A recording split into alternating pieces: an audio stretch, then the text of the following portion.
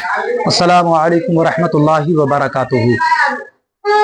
आज का सवाल है तकलीद, यानी दीन के चारों इमामों में से किसी एक के तरीक़ा पर अहकाम शरिया बजा लाना, मसलन इमाम आज़म अबू हनीफ़ा या इमाम मालिक या इमाम शाफ़ई या इमाम हम्बल के तौर पर नमाज, रोज़ा, हज, ज़कात वगैरह अदा करना किसी एक इमाम की पैरवी वाजिब है। इसी को तकलीद शख्सी कहते हैं।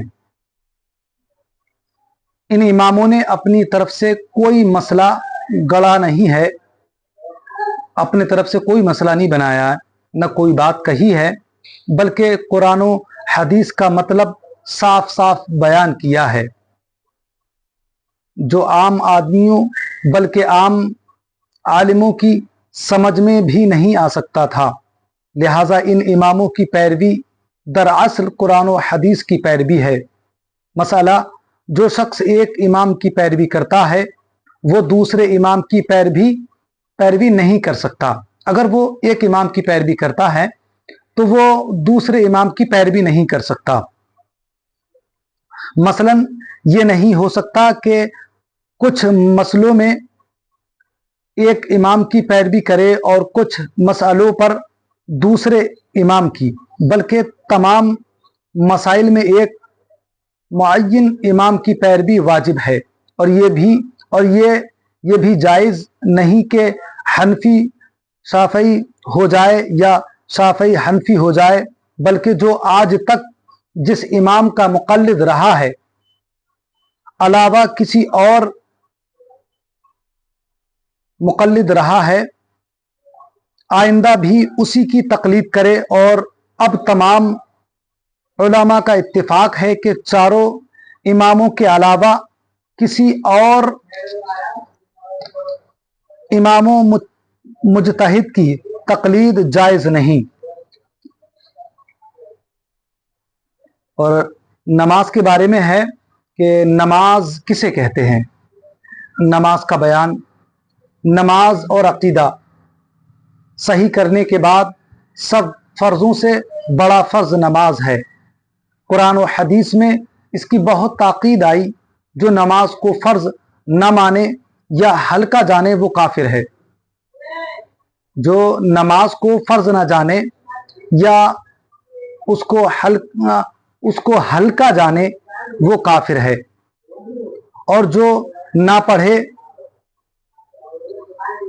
बड़ा गुनहगार आखिरत में जहन्नम में डाला जाएगा।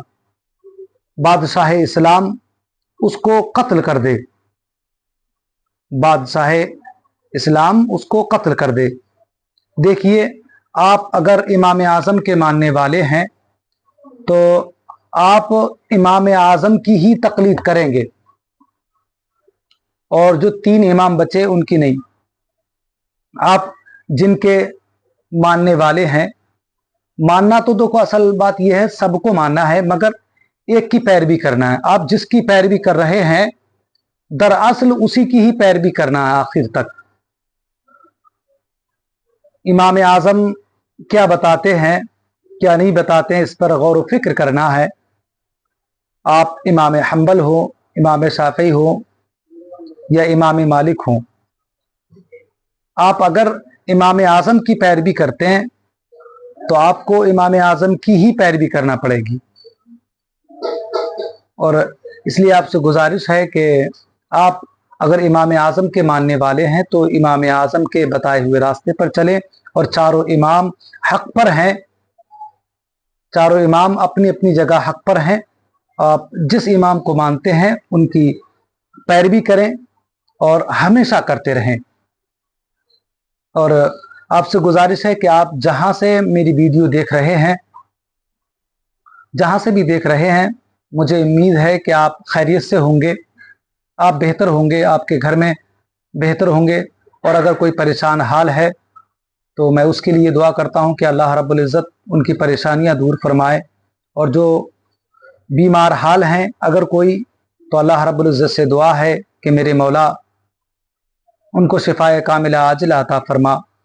ऐ मेरे अजीज़ों, आप मेरी वीडियो देख रहे हैं, आपसे गुजारिश है कि आप मेरी वीडियो को आगे शेयर करें, और अगर आपने मेरे चैनल को सब्सक्राइब नहीं किया है तो आपसे गुजारिश है कि आप मेरे चैनल को सब्सक्राइब कर लें और आने वाली हर नई वीडियो सबसे पहले आप तक पहुँचे।